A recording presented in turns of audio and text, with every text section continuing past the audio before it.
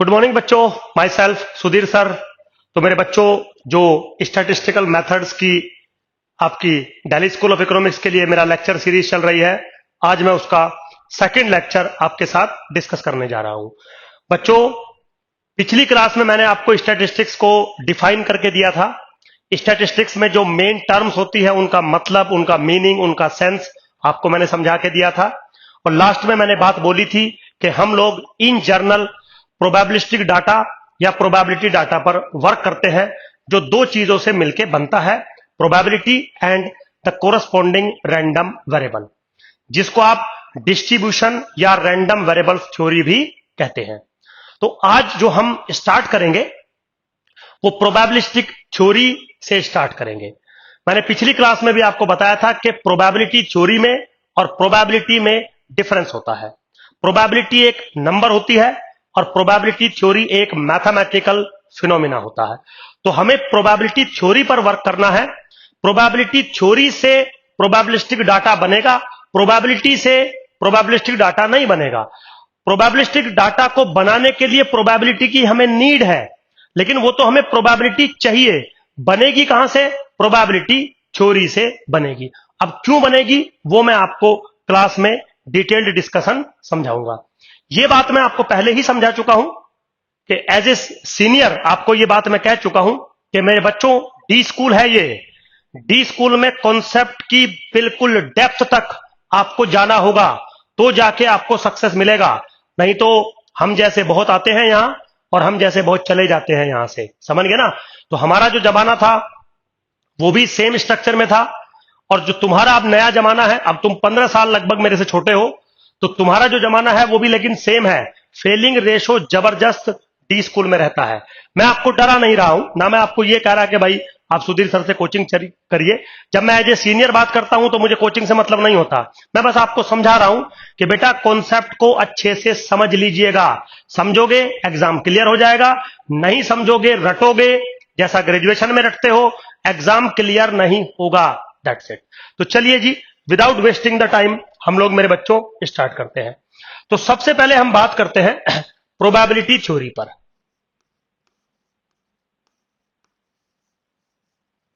Probability theory, ठीक है जी। अब एक्चुअली आपके दिमाग में जा रहा होगा कि सुधीर सर प्रोबेबिलिटी तो हम पढ़ के आए हैं, आपने प्रोबेबिलिटी थ्योरी क्यों टर्म का इस्तेमाल किया? क्योंकि मेरे बच्चों, मुझे प्रोबेबिलिस्टिक डाटा बनाना है। प्रोबेबिलिस्टिक डाटा के लिए मुझे प्रोबेबिलिटी थ्योरी को डिस्कस करना ही पड़ेगा, क्योंकि प्रोबेबिलिस्टिक डाटा प्रोबेबिलिटी थ्योरी से ही बनेगा।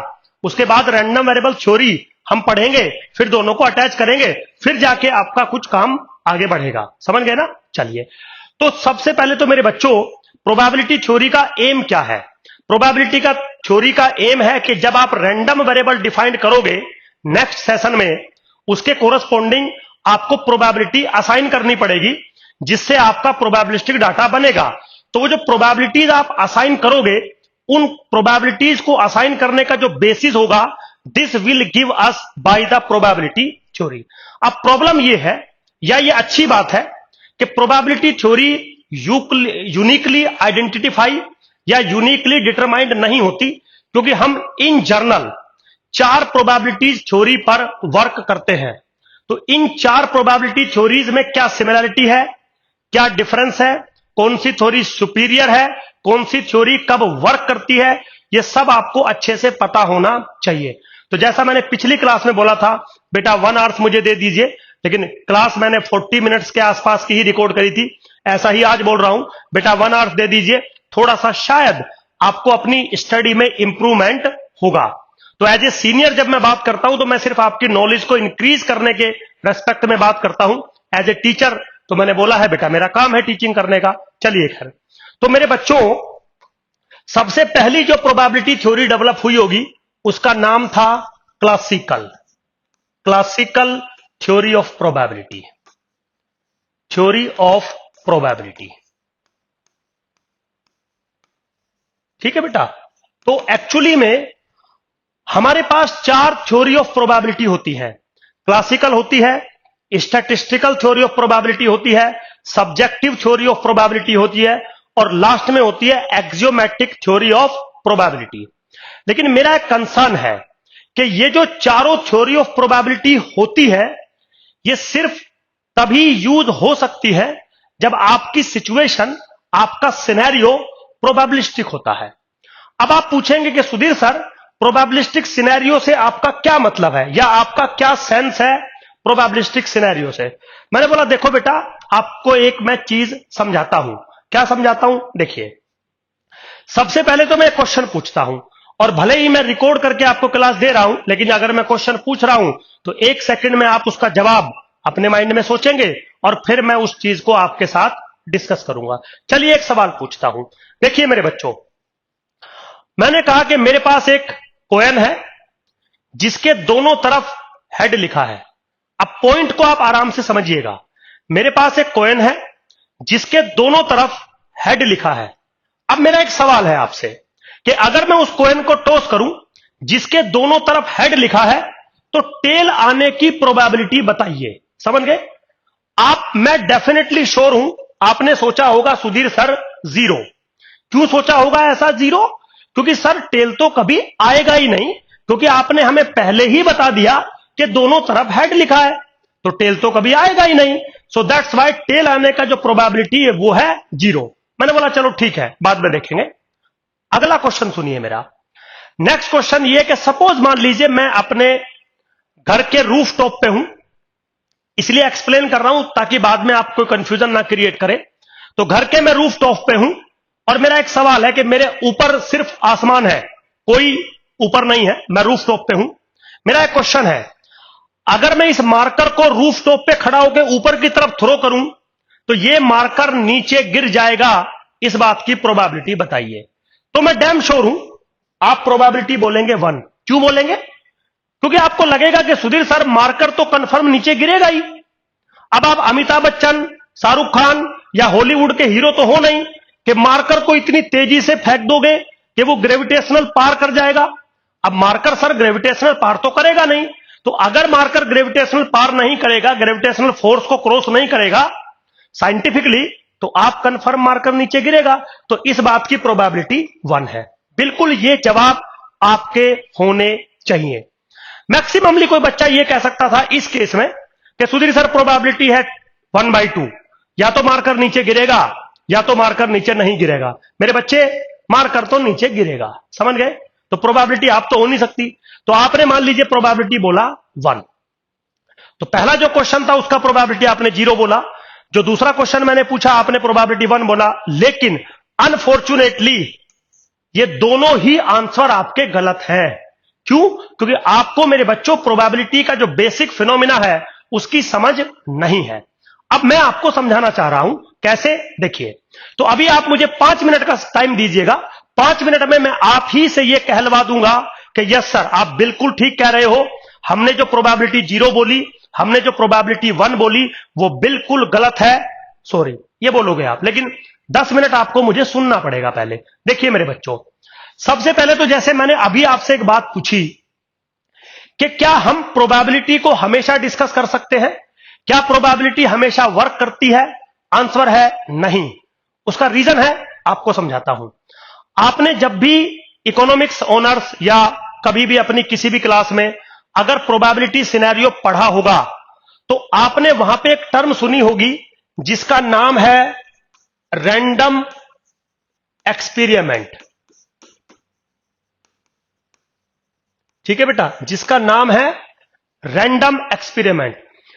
जितना भी स्टैटिस्टिक्स आपने आज तक पढ़ा होगा, चाहे किसी भी कोर्स में पढ़ा हो, किसी भी लेवल पे पढ़ा हो, डजंट मैटर, आपने स्टैटिस्टिक्स के अंदर सिर्फ और सिर्फ एक ही टर्म पढ़ी होगी जिसका नाम है रैंडम एक्सपेरिमेंट।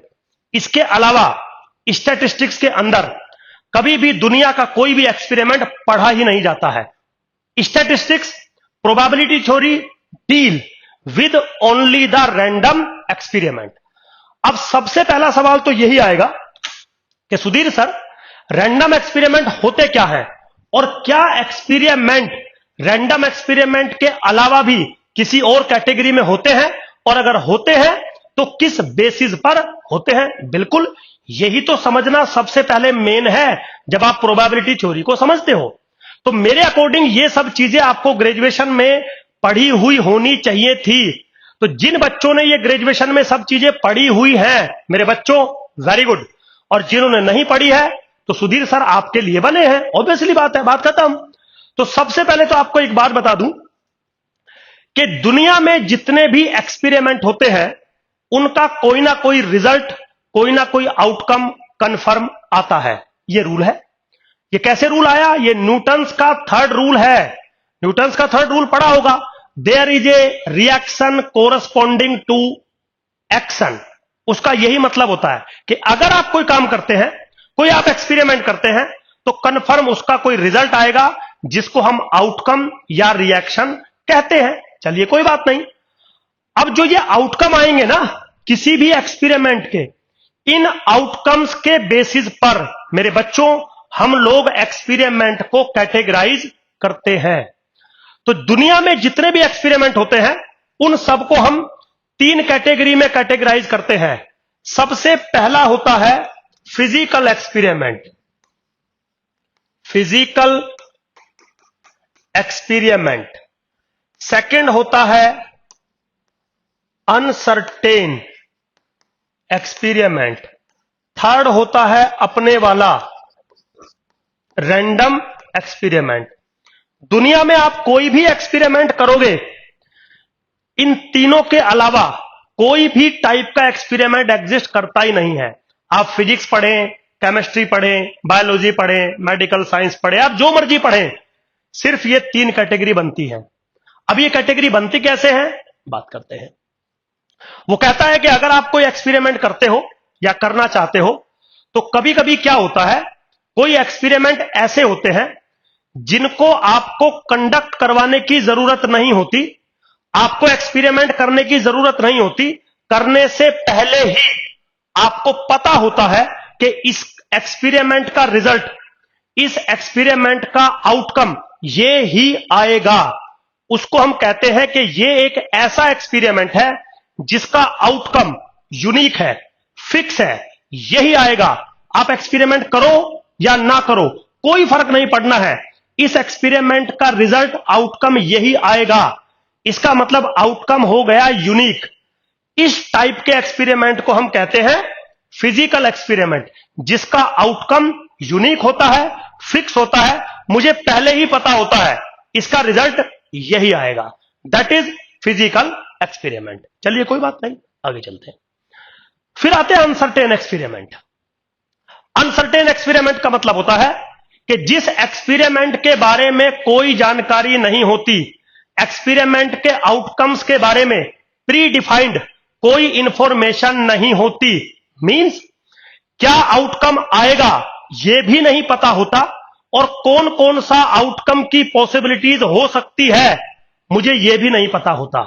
आराम से समझिए बात को, कौन सा आउटकम आएगा यह भी नहीं पता है, और क्या क्या आउटकम आ सकते हैं मुझे यह भी नहीं पता होता है। That is called uncertain experiment. Physical experiment physics में पढ़े जाते हैं, मैथमेटिक्स में पढ़े जाते हैं। अनसर्टेन एक्सपेरिमेंट केमिस्ट्री में पढ़े जाते हैं, बायोलॉजी में पढ़े जाते हैं। अब आता है अपने वाला। अपने वाला इन दोनों के बीच में होता है। दोनों के बीच में कैसे होता है देखिए, रैंडम एक्सपेरिमेंट वो एक्सपेरिमेंट होता है जिसका आउटकम क्या आएगा ये तो नहीं पता होता, बट क्या क्या आउटकम की पॉसिबिलिटीज हो सकती है वो पता होता है। समझ गए? तो पहले वाले में यह भी पता होता है क्या आएगा, सेकंड वाले में यह भी नहीं पता होता है क्या आएगा, और यह भी नहीं पता होता कि क्या क्या आ सकता है। थर्ड वाले में, अपने वाले में यह तो नहीं पता होता कि क्या आउटकम आएगा, लेकिन इतनी कंफर्म गारंटी होती है कि भाई ये आउटकम आ सकते हैं, ये पॉसिबिलिटीज हैं। तो इन दोनों के बीच का हो गया।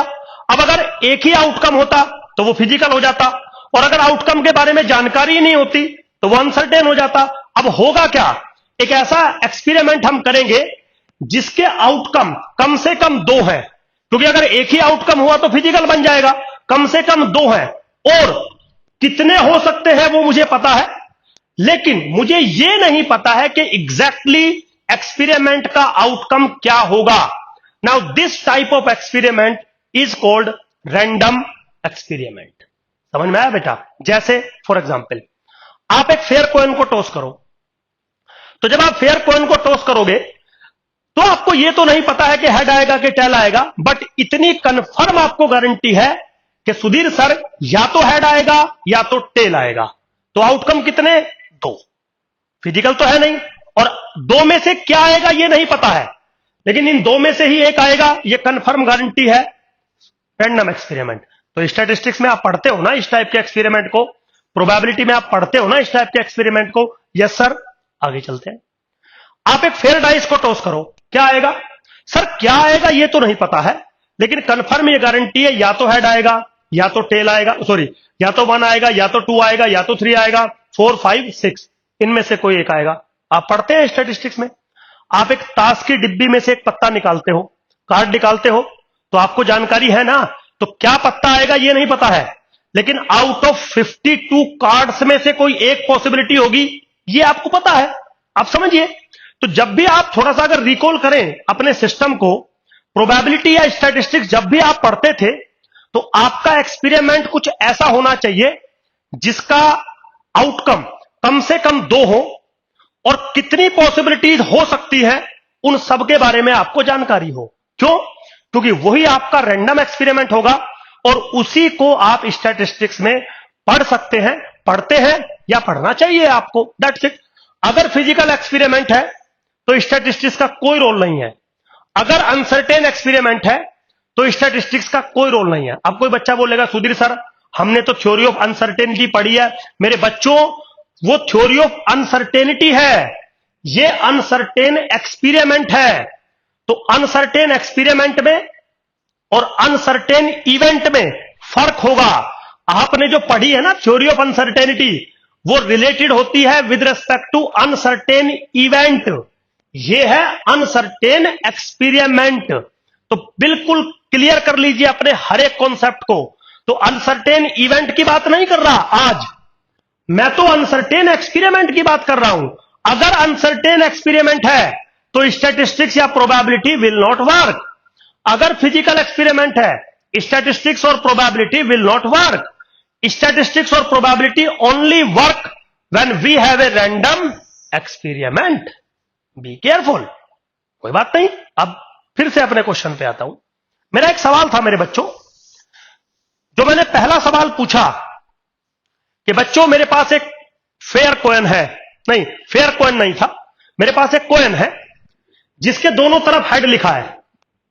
सबसे पहले बताइए, अगर मैं आपको यह कह रहा हूं कि मेरे पास एक कॉइन है जिसके दोनों तरफ हेड लिखा है और मैं उसको टॉस करूं, तो आपको क्या लगता है यह फिजिकल एक्सपेरिमेंट है, अनसर्टेन है या रैंडम है?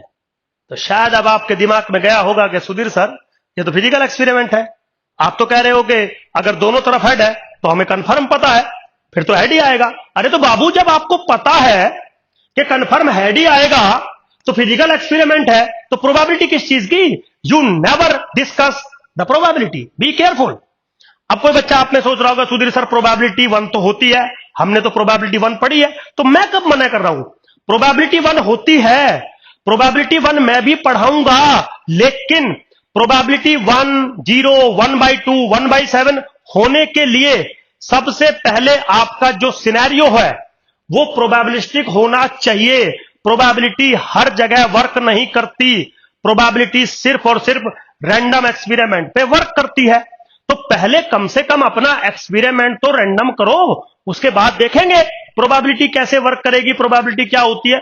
बिल्कुल सिंपल सिनेरियो है। तो शायद आपको अब थोड़ी सी समझ में आई होगी बात कि हां सर आप ठीक कह रहे हो, अगर एक्सपेरिमेंट करने से पहले ही मुझे पता था हेड ही आएगा तो काहे का प्रोबेबिलिटी, क्या मेजरमेंट मैं बताऊं टेल आने के। अब आप ये थोड़ी कहोगे, अब जब उस पर टेल है ही नहीं तो मैं टेल आने के बारे में पूछ क्या रहा हूं? फिर तो मैं ये भी पूछ लूंगा कि बच्चों एक कॉइन है जिसके दोनों तरफ हेड लिखा है और मैंने उसको टॉस किया, इस बात की प्रोबेबिलिटी बताइए कि कैटरीना कैफ की फोटो आएगी। अब थोड़ा समझिए सुधीर सर, कैटरीना कैफ का क्या मतलब? जब कैटरीना कैफ की फोटो का कोई मतलब नहीं तो फिर टेल का भी कोई मतलब नहीं ना, टेल है ही नहीं वहां, तो पूछ किसकी प्रोबेबिलिटी रहोगे? तो क्या बोलोगे? सुधीर सर ये फिजिकल एक्सपेरिमेंट है, इस पे probability will not discuss. Hope so आपको समझ में आई होगी मेरी बात। अब दूसरा सवाल क्या था? भाई मैं रूफ टॉप पे हूं और मैंने मारकर ऊपर की तरफ उछाला, गिर जाएगा, प्रोबेबिलिटी बताइए। अब एक बात बताइए, अभी मैंने पिछली क्लास में आपको समझाया था कि स्टैटिस्टिक्स इज ए साइंस, ठीक है। तो क्या आपको लगता है साइंटिफिकली कि कोई सुधीर सर जैसा इंसान इस मार्कर को इतनी फोर्स के साथ ऊपर फेंक सकता है कि वो ग्रेविटेशनल को पार कर जाए? शायद नहीं। हॉलीवुड की मूवी तो चल नहीं रही है, एवेंजर्स फेंक दिया मार्कर, चला गया ऊपर। नहीं, मोटू पतलू तो आप देख नहीं रहे कि सर ऐसा हो गया। साइंस है, तो साइंस में क्या ऐसा हो सकता है? अब कोई बोलेगा सुधीर सर रॉकेट में मार्कर रख दीजिए, ऊपर उड़ा दीजिए। बेटा रॉकेट की तो मैंने बात करी नहीं थी। मैंने क्या बोला था? मार्कर में फेंकूंगा। इलॉजिकल मत बोलो ना, इलॉजिकल मत सोचो ना, साइंटिफिक सोचिए। तो सर ठीक है, अगर आप साइंटिफिक की बात कर रहे हो तो आप अगर रूफ टॉप से मार्कर फेंकोगे तो ग्रेविटेशनल तो पार करेगा नहीं, तो सर ये नीचे गिरेगा कंफर्म। तो बेटा जब नीचे गिरेगा कंफर्म तो आउटकम यूनिक है ना। तो इसका मतलब ये एक्सपेरिमेंट कैसा है? Sir this is a physical experiment. तो is there any probability? Sir no, क्योंकि प्रोबेबिलिटी सिर्फ और सिर्फ रैंडम एक्सपेरिमेंट पे होती है। समझिए आप बात को। अब मान लीजिए मैं यहां पे आपसे एक क्वेश्चन पूछता कि देखो बेटा मेरे हाथ में एक बॉल है और मैंने उस बॉल को ऊपर की तरफ फेंका और फिर मैं उसको कैच करना चाहता हूं। इस बात की प्रोबेबिलिटी बताइए कि मैं उसको कैच कर लूंगा। समझिए, is this random experiment? Answer है यस, क्योंकि वो जब बॉल ऊपर में फेंकूंगा और नीचे गिरेगी तो मैं कैच कर भी सकता हूं और वो कैच मेरे से छूट भी सकता है। तो आउटकम कितने? 2। अब क्या होगा, मैं कैच कर पाऊंगा या नहीं, वो तो बात की बात है। लेकिन is this probabilistic experiment? Is this random experiment? Answer है यस। तो सबसे पहले जब भी आप प्रोबेबिलिटी थ्योरी पे वर्क करना चाहते हैं, आपको मैंने बोला कि 4 प्रोबेबिलिटी थ्योरीज हैं जिन पे हम वर्क करेंगे, जिन पे हम सिंपली वर्क करेंगे। लेकिन चारों की चारों ये कहती हैं कि हमें अप्लाई करने के लिए सबसे पहले आपके पास एक रैंडम एक्सपेरिमेंट होना चाहिए, उसके बाद हम कुछ बात करेंगे। तो कोई प्रॉब्लम नहीं है, हमने रैंडम एक्सपेरिमेंट डिफाइन कर दिया। तो क्या हुआ random experiment? An experiment which has at least 2 outcome and how many outcomes are possible, this is known in advance. Means कितने आउटकम्स आ सकते हैं मुझे यह पता है, लेकिन कौन सा आउटकम आएगा मुझे यह नहीं पता है। That is called random experiment. तो जब तक रैंडम एक्सपेरिमेंट स्टैटिस्टिक्स में नहीं होता मेरे बच्चों, तब तक प्रोबेबिलिटी वर्क नहीं करती, चाहे वो किसी भी फॉर्मेट की हो। मुझे इससे कोई लेना देना नहीं है। चलिए कोई बात नहीं, थोड़ा आगे चलते हैं। तो जब आप प्रोबेबिलिटी पे वर्क करते हो तो कुछ चीजें आपको चाहिए होती हैं। जैसे सबसे पहले चाहिए होता है रैंडम एक्सपेरिमेंट। और आप बिल्कुल आप 10-15 मिनट जो मैंने आपके वेस्ट किए, अब आप समझ गए होंगे कि मैं आपको किस लेवल पे पढ़ाना चाहता हूं और किस लेवल पे आपको डी स्कूल में पढ़ना होना चाहिए। ये कंफर्म गारंटी है। कल को आप इकोनोमेट्रिक्स पढ़ोगे, फोरकास्टिंग पढ़ोगे, बेटा वहां इन सब चीजों की नीड होने वाली है कि एक्चुअली में आप कुछ समझते भी हैं या बस आपने रट रखा है सब कुछ। तो रटे हुए बच्चे डी स्कूल में थोड़ा प्रॉब्लम होगी उन लोगों को। जो वाकई में समझते हैं या समझ के आए हैं वो ठीक है मामला। चलिए, अब प्रोबेबिलिटी किसी भी टाइप की आप पढ़े, एक टर्म आपको बहुत काम आने वाली है जिसका नाम है सैंपल स्पेस। शायद ये तो बहुत कॉमन टर्म है, आपने बिल्कुल डेफिनेटली इस कॉमन टर्म को पढ़ा होगा। तो अगर कोई पूछ ले आपसे सैंपल स्पेस, तो बिल्कुल मुझे पता है कि आप आंसर इसका जानते हो। Sample space is nothing but collection of all possible outcome of A random experiment. Be careful. अगर आप सैंपल स्पेस का डेफिनेशन ये देना चाहते हैं कि sample space is the collection of all possible outcome of an experiment, तो गलत कर रहे हैं आप। क्योंकि किसी भी एक्सपेरिमेंट के आउटकम को सैंपल स्पेस नहीं कहते। सैंपल स्पेस सिर्फ स्टैटिस्टिक्स में डिफाइन होता है, और सैंपल स्पेस अगर स्टैटिस्टिक्स में डिफाइन होता है तो वो सिर्फ रैंडम एक्सपेरिमेंट के कोरस्पॉन्डिंग ही हो सकता है। तो सैंपल स्पेस का डेफिनेशन क्या आया? Collection of all possible outcomes of a random experiment, of a random experiment. Point to be noted, random experiment की बात करेंगे तो कलेक्शन है। तो क्या मैं ये कह दूं कि जो मेरा सैंपल स्पेस होता है जिसको मैं एस से डिनोट करता हूं, मैथमेटिकली ये एक सेट होगा? यस, आपके टीचर ने आपको सेट का डेफिनेशन पढ़ाया होगा, collection of well defined objects. और यहां मैं डेफिनेशन क्या दे रहा हूं कि collection of all possible outcomes of A random experiment. तो वेल डिफाइंड है तो mathematically this is A set. अब यहां पे एक जो कंसर्न है वो ये है कि शायद मेरे बच्चों आपने पढ़ा होगा कार्डिनलिटी ऑफ ए सेट, जिसको आप ऐसे डिनोट करते हो या ऐसे डिनोट करते हो।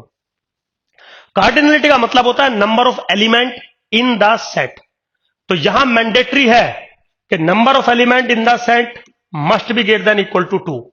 दुनिया के किसी भी सैंपल स्पेस में एक एलिमेंट नहीं हो सकता, सैंपल स्पेस कभी फाई नहीं हो सकता। सैंपल स्पेस के अंदर कम से कम 2 एलिमेंट होने मैंडेटरी है। क्यों? क्योंकि आपका तो रैंडम एक्सपेरिमेंट है। रैंडम एक्सपेरिमेंट में तो कम से कम 2 आउटकम होते हैं, हेड टेल, 1 2 3 4 5 6 52 कार्ड्स, ऑब्वियसली बात है। तो इसका मतलब जो कार्डिनलिटी होती है किसी भी सैंपल स्पेस की, वो must be greater than equal to 2। कम से कम 2 एलिमेंट उसमें होंगे। हाँ, 2 होंगे मेरा काम चल जाएगा, 3 4 10 20 50 डजन मैटर। चलिए कोई बात नहीं, सैंपल स्पेस समझ में आ गया। अब मेरे बच्चों थोड़ा सा अगर हम और आगे चलें, क्योंकि चलना पड़ेगा हमें। अभी तो मैंने प्रोबेबिलिटी थ्योरी आपके लिए स्टार्ट भी नहीं किया, क्योंकि प्रोबेबिलिटी थ्योरी स्टार्ट करने से पहले कम से कम वो चीजें हमें पता हो जहां प्रोबेबिलिटी वर्क करेगी।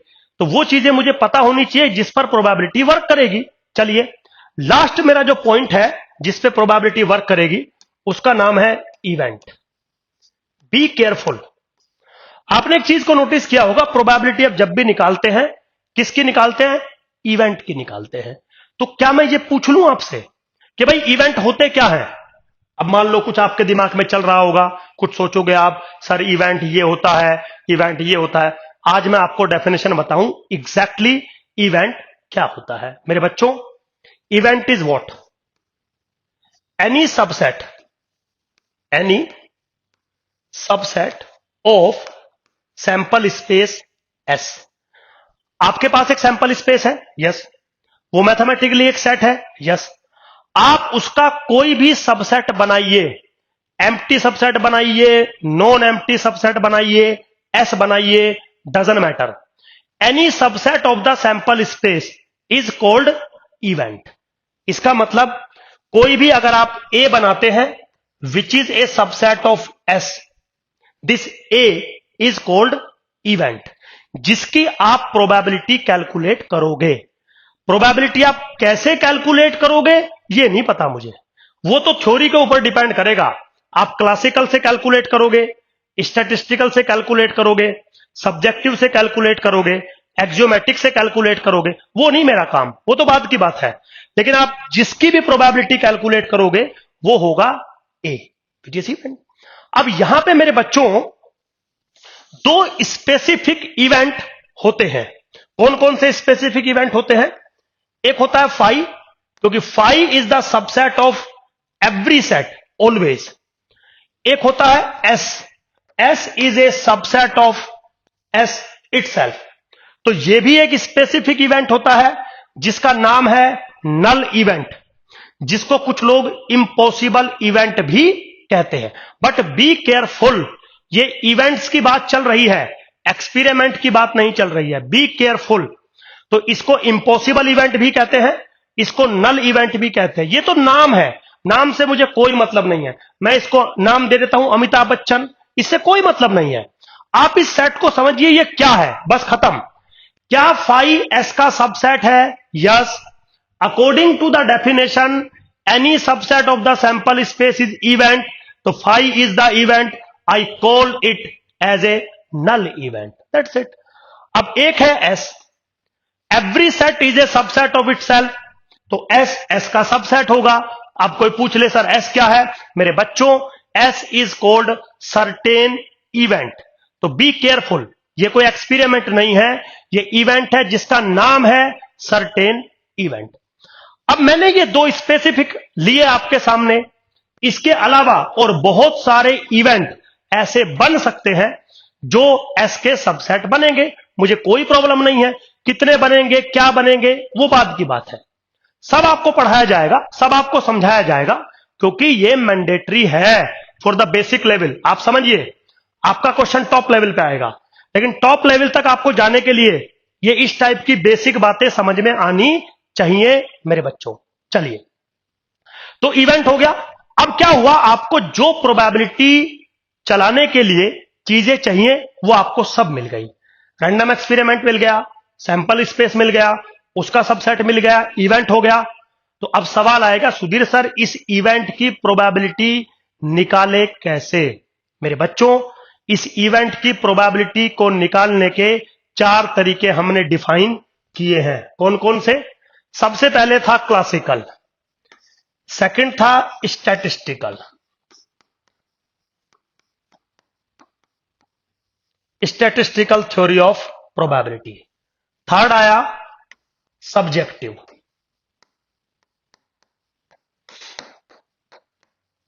Subjective theory of probability. Now fourth आया एक्सियोमेटिक थ्योरी ऑफ प्रोबेबिलिटी। तो आज तक स्टैटिस्टिक्स के अंदर थ्योरी ऑफ प्रोबेबिलिटी के नाम पर सिर्फ ये 4 बातें डिस्कस करी जाती है। हमारे पास सिर्फ ये 4 थ्योरीज हैं। जो सबसे लास्ट वाली थ्योरी है वो आज के टाइम पे सबसे लेटेस्ट वर्जन है। बाकी जितनी थ्योरी है वो सब इसका पर्टिकुलर केस है। जो सबसे पहली थ्योरी थी जब प्रोबेबिलिटी डेवलप हुआ होगा वो थी क्लासिकल थ्योरी ऑफ प्रोबेबिलिटी। तो अब किसी के दिमाग में आएगा कि सुधीर सर, क्या क्लासिकल थ्योरी ऑफ प्रोबेबिलिटी गलत थी? शायद नहीं। उसका एक लॉजिक मैं आपको समझाता हूं। अब से 50 साल पहले जब टेलीविजन आप देखते थे तो ब्लैक एंड व्हाइट टेलीविजन होते थे। उससे पहले आप रेडियो सुनते थे, टेलीविजन नहीं था। तो एक्चुअली में जो टेलीविजन आया ब्लैक एंड व्हाइट, वो उस रेडियो का इंप्रूव्ड वर्जन आया। रेडियो में सब कुछ आता था, आवाज आती थी लेकिन तस्वीर नहीं आती थी, फोटो नहीं आती थी। तो आपने टेलीविजन को डेवलप कर दिया।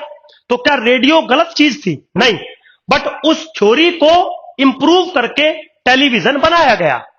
फिर क्या हुआ, वो ब्लैक एंड व्हाइट थे तो फिर कलर टेलीविजन का डेवलपमेंट किया गया, फिर एचडी टीवी का डेवलपमेंट किया गया। हो सकता है फ्यूचर के अंदर कुछ और एक्सट्रीम फीचर्स के साथ टेलीविजन थ्योरी को डेवलप कर दिया जाए। तो क्या आज के टाइम आप ये कह दोगे कि रेडियो गलत थी, टेलीविजन गलत था, ब्लैक एंड व्हाइट, वो गलत थ्योरी पर बेस्ड थे? नहीं। अपने समय पे जो भी थ्योरी बनती है वो बिल्कुल परफेक्ट होती है, लेकिन हमें हमेशा सीखने की बात होती है, सीखने की इच्छा होती है। तो हम क्या करते हैं, उस थ्योरी को हम डेवलप करते रहते हैं।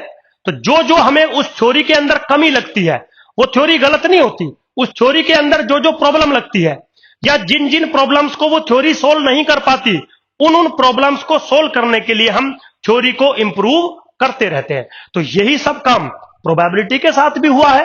पहले क्लासिकल आया, फिर स्टैटिस्टिकल आया, फिर सब्जेक्टिव आया और फिर आया एक्सियोमेटिक। तो क्या आपको यह पता नहीं होना चाहिए कि क्लासिकल में वो कौन सी प्रॉब्लम्स थी जहां पे ऐसा हुआ, हमें क्लासिकल को छोड़ना पड़ा, इंप्रूव करना पड़ा?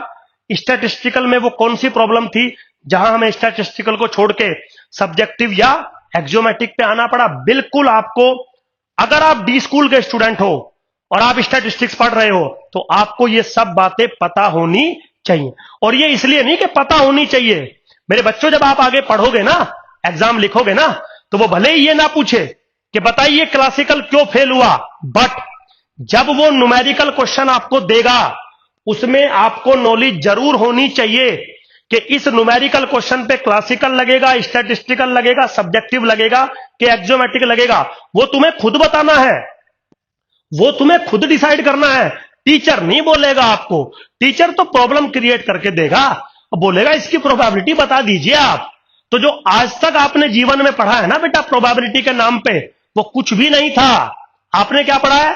Favourable cases divided by total cases. Sir हो गया प्रोबेबिलिटी, अच्छा अभी कर देते हैं, हो गया प्रोबेबिलिटी। अभी आपको 5 मिनट में पता लग जाएगा कि सुधीर सर इतना आपके साथ डीपली डिस्कशन क्यों कर रहे हैं, क्योंकि डी स्कूल या हायर लेवल पे उतना सिंपल क्वेश्चंस, उतनी सिंपल प्रॉब्लम्स डील नहीं होती, आपको डीपली एनालाइज करना ही पड़ेगा। तो चलिए जी बात करते हैं। तो सबसे पहले हम ले लेते हैं क्लासिकल थ्योरी ऑफ प्रोबेबिलिटी। चलिए बात करते हैं। अब क्या हुआ, जब क्लासिकल थ्योरी को डेवलप किया गया तो रैंडम एक्सपेरिमेंट आपके पास ऑलरेडी था, सैंपल स्पेस आपके पास ऑलरेडी था, आपके पास इवेंट भी था। तो इवेंट क्या है? सबसेट है सैंपल स्पेस का, सेट है सैंपल स्पेस का। सैंपल स्पेस खुद में एक मैथमेटिकल सेट है, कोई प्रॉब्लम नहीं है।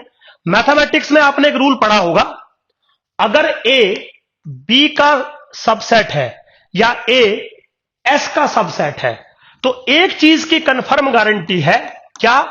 कि number of element in A must be less than equal to number of element in S. Obviously बात है, सबसेट के अंदर सेट से ज्यादा एलिमेंट नहीं हो सकते, कम हो सकते हैं या उतने ही हो सकते हैं, और नंबर ऑफ एलिमेंट 0 से कम भी नहीं हो सकते। ऐसा हो सकता है कि आपके सबसेट में 0 एलिमेंट हो, मैं मना नहीं कर रहा। एस के अंदर तो 0 नहीं हो सकते, एस में तो कम से कम 2 होने चाहिए, लेकिन जो आप ए इवेंट की बात कर रहे थे उसमें 0 एलिमेंट हो सकते हैं, वो 5 हो सकता है, बिल्कुल कोई प्रॉब्लम नहीं है। तो number of element in your set A, जिसको आप इवेंट बोल रहे हो, वो lies between 0 to number of element in S, ये कंफर्म गारंटी है। तो अब जब क्लासिकल थ्योरी ऑफ प्रोबेबिलिटी आई तो probability of event A is defined as क्या? Number of element in A divided by number of element in S. जिसको आप डिफाइन करने लगे favourable cases divided by total cases. आपने यही किया होगा, मैं भी यही कर रहा हूं, लेकिन मैं कुछ समझा रहा हूं आपको। तो अब ये जो चीज आपने मुझे अभी 5 मिनट पहले बताई थी, अगर मैं इस पे थोड़ा सा वर्क करूं और मैं इस इनइक्वालिटी सिनेरियो को number of element in S से डिवाइड कर दूं तो शायद आप मुझे ये लिख के देंगे,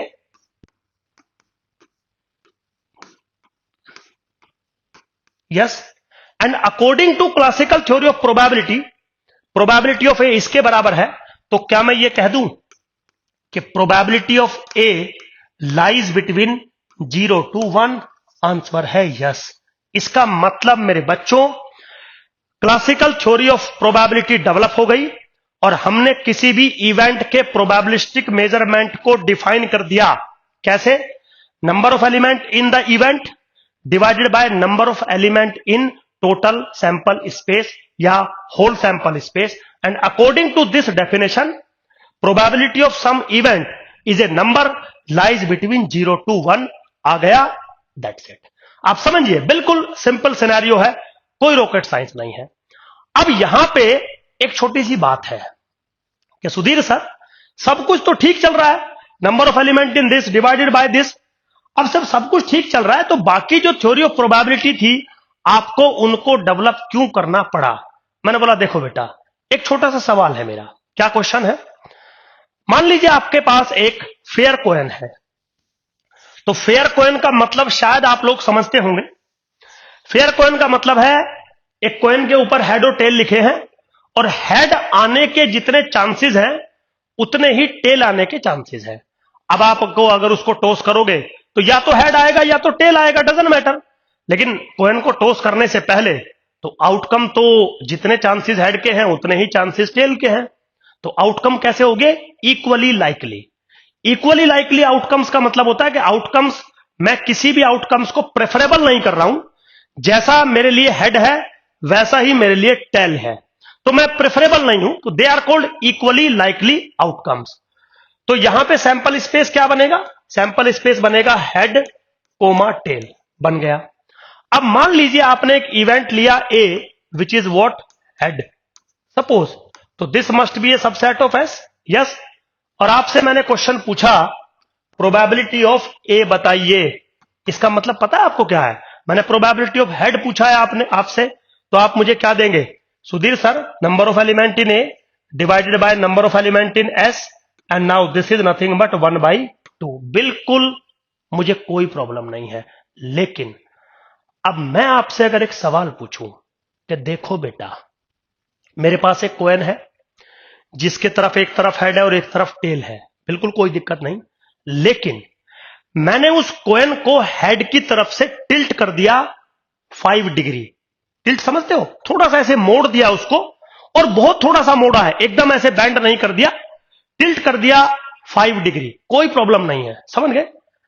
तो अब मेरा एक सवाल है आपसे कि अब जो कॉइन मैंने थोड़ा सा टिल्ट कर दिया, अगर मैं इसको टॉस करूं तो ऑब्वियसली बात है हेड भी आ सकता है, ऑब्वियसली बात है टेल भी आ सकता है, क्योंकि मैंने सिर्फ 5 डिग्री टिल्ट किया है, एकदम इसको ऐसे मोड़ा नहीं है, सिर्फ थोड़ा सा उसको टिल्ट किया है। लेकिन मेरा एक क्वेश्चन है यहां पे, क्या अब ऐसा टिल्ट करने पर अभी भी ये कॉइन फेयर कॉइन है? क्या अभी भी हेड आने के चांसेस और टेल आने के चांसेस आपको सेम लग रहे हैं? टिल्ट करने से कोई फर्क नहीं पड़ेगा? क्या आउटकम ऑफ दिस कॉइन जिसको आपने टिल्ट कर दिया, क्या उसके आउटकम अभी भी इक्वली लाइकली है? सर नहीं, अब तो इक्वली लाइकली नहीं है। तो अब अगर मैं आपसे पूछूं कि हेड आने की प्रोबेबिलिटी बताइए, तो क्या अब भी आप यही कहेंगे कि सुधीर सर 1/2? आउटकम तो अभी भी 2 ही है, या तो हेड आएगा या तो टेल आएगा। But now in this case, क्या आप ये कहना पसंद करेंगे कि सुधीर सर हेड आने की प्रोबेबिलिटी अभी भी 1/2 है? और अगर आप पसंद करेंगे तो आपको ना स्टैटिस्टिक्स आता है और प्रोबेबिलिटी का तो आपको मतलब भी नहीं पता है। बुरा ना मानिएगा मेरी बात का, अगर आप अभी भी यही कहेंगे कि सुधीर सर आउटकम तो 2 ही है ना, या तो हेड आएगा या तो टेल आएगा, तो 1/2 हो गया प्रोबेबिलिटी। तो मेरे बच्चों, इसका मतलब आपको प्रोबेबिलिटी बारे में कुछ पता ही नहीं है। अब प्रोबेबिलिटी के बारे में आप सुनिए, आप पहले जो क्लासिकल थ्योरी ऑफ प्रोबेबिलिटी आप पूरे जीवन से पढ़ते हुए आए हो कि favourable cases divided by total cases, वो तभी वर्क करती है जब आपके सैंपल स्पेस के सारे आउटकम्स इक्वली लाइकली हो। अगर आपके आउटकम्स इक्वली लाइकली नहीं हैं तो classical theory of probability will not work, that's it. तो मैंने क्या बोला था आपको कि कोई भी थ्योरी गलत थोड़ी होती है, लेकिन कुछ थ्योरीज ऐसी होती हैं जो सारी प्रॉब्लम्स का सॉल्यूशन नहीं देती, उनकी कुछ रेस्ट्रिक्शंस होती है, उनकी कुछ मजबूरी होती है, वो रेस्ट्रिक्शंस आपको पता होनी चाहिए।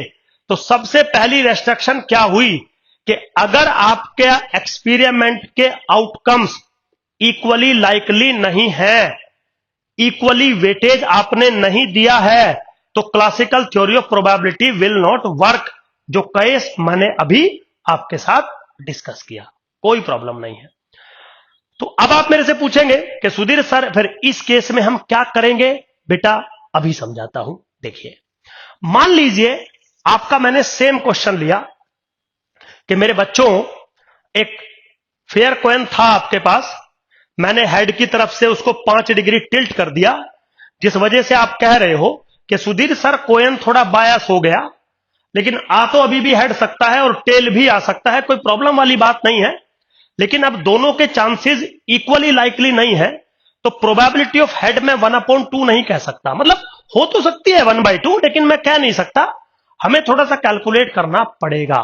चलिए, तो कैलकुलेट अब क्लासिकल से तो नहीं होगा ना, तो मैथमेटिशियन ने नया थ्योरी डेवलप किया। किस केस में नया थ्योरी डेवलप किया कि देखो बच्चों, अगर आउटकम इक्वली लाइकली नहीं है तो क्लासिकल तो वर्क करेगा नहीं, फिर वर्क करेगा स्टैटिस्टिकल थ्योरी ऑफ प्रोबेबिलिटी।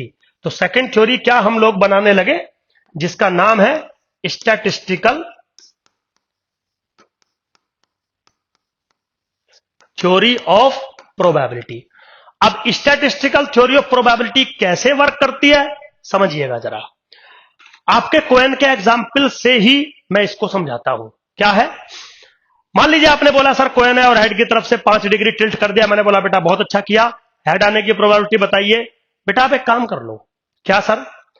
आप इस कॉइन को, जिसको आप मेरे से प्रोबेबिलिटी पूछ रहे हो ना हेड आने की, इस कॉइन को आप 100 टाइम्स टॉस करके देखो अंडर द आइडेंटिकल कंडीशंस।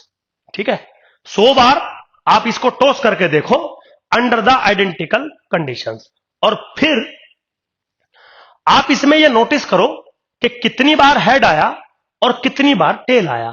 मान लीजिए फॉर एग्जांपल 70 टाइम्स हेड आया और 30 टाइम्स टेल आया, सपोज फॉर एग्जांपल, है ना। तो इसका मतलब प्रोबेबिलिटी ऑफ हेड आना is nothing but 70/100। Point to be noted. इसका मतलब जो आपने कॉइन मुझे दिया जिसको 5 डिग्री टिल्ट किया गया है, अब अगर आप उसमें पूछोगे कि हेड आने की प्रोबेबिलिटी बताइए, तो मैं क्या बोलूंगा? 7/10। क्यों?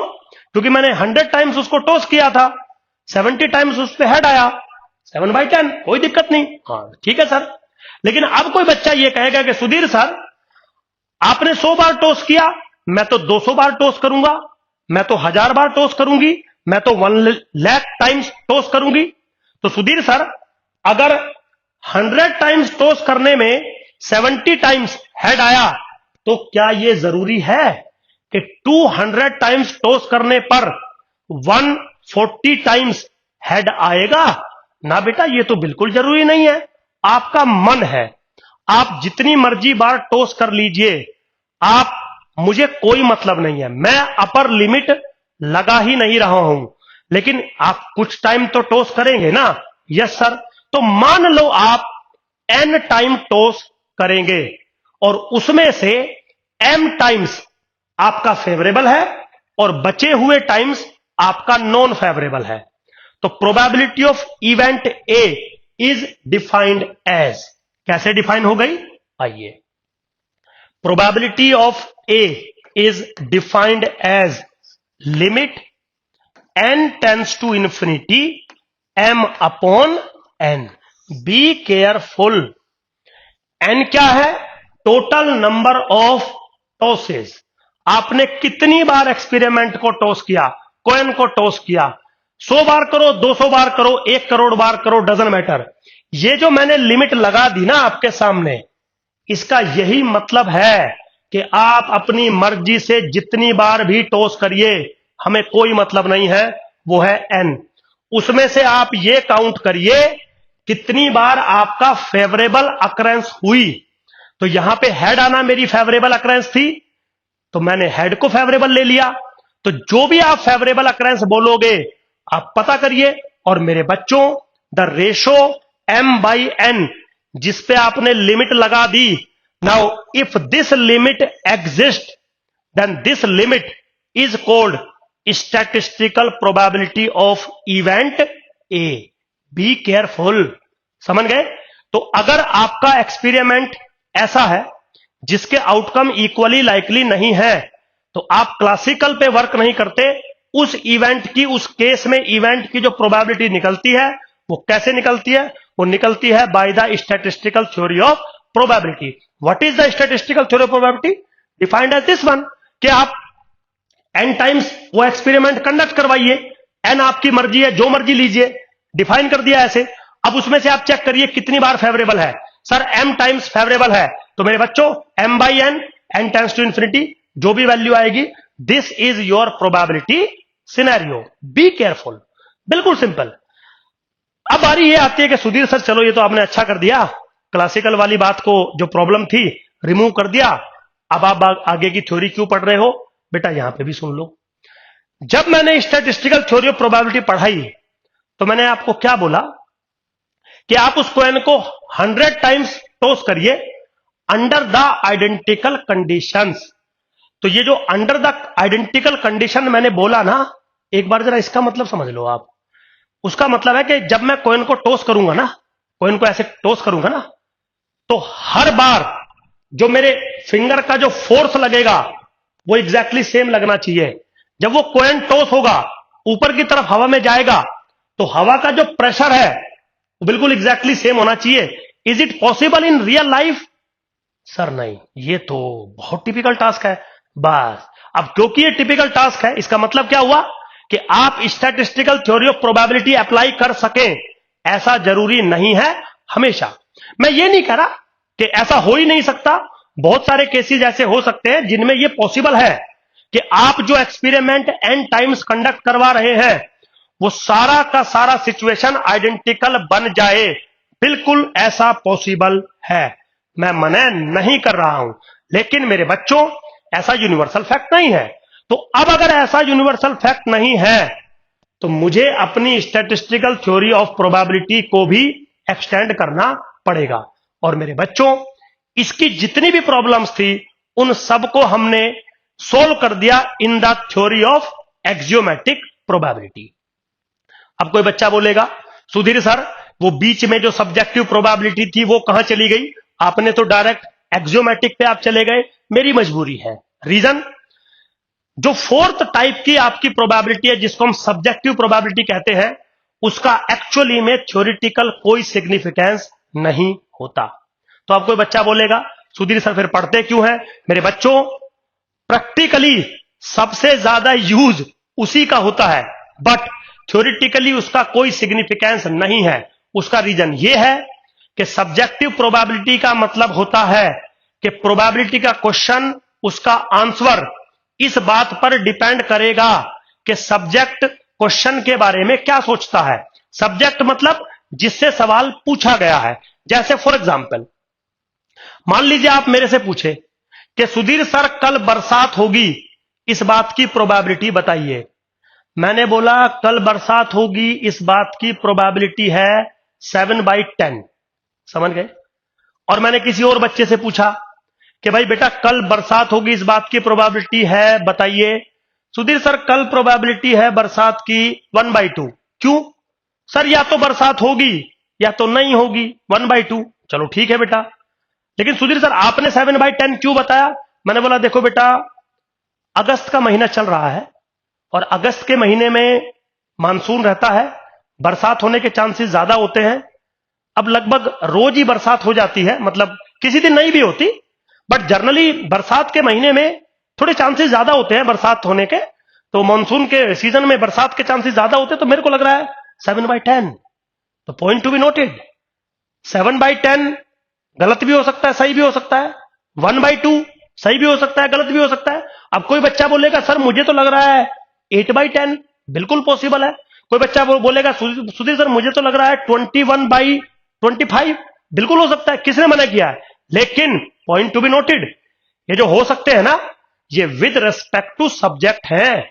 सुधीर सर के अकॉर्डिंग 7/10, किसी दूसरे बच्चे के अकॉर्डिंग 1/2, किसी तीसरे के अकॉर्डिंग 9/10। समझ गए ना? This is subjective. अब जब ये यूनिक नहीं है, फिक्स नहीं है, आंसर सब्जेक्ट के ऊपर डिपेंड कर रहा है, तो थ्योरेटिकली मैं क्या समझाऊं आपको? क्या साइंस में ये पॉसिबल है कि अपनी मर्जी से सब कुछ कर लीजिए? नहीं। लेकिन ये एक ऐसा प्रोबेबिलिटी थ्योरी है जो थ्योरेटिकली हम बिल्कुल नहीं पढ़ते, बट प्रैक्टिकली इसका डेली लाइफ में सबसे ज्यादा यूज होता है।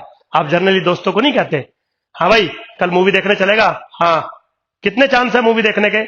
80% चांस है, 70% चांस है। आप समझिए, तो ये जो डेली लाइफ में आप प्रैक्टिकली जो प्रोबेबिलिटी सिनेरियो का यूज करते हैं, ये सब सब्जेक्टिव होता है। आपको पता ही नहीं होता आप क्या कर रहे हैं, बस आप कर रहे हैं, आपके कुछ दिमाग में चल रहा है, आप कर रहे हैं। लेकिन थ्योरेटिकली क्या वो वैलिड है? सर इसके बारे में हमने कभी नहीं सोचा। तो जब आपने नहीं सोचा तो मैं कैसे सब्जेक्टिव प्रोबेबिलिटी को थ्योरेटिकली पढ़ा दूं?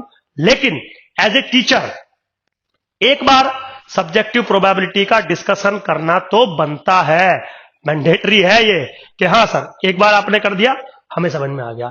अब मेरे बच्चों, the last and the most important theory of probability है एक्सियोमेट्रिक थ्योरी ऑफ प्रोबेबिलिटी।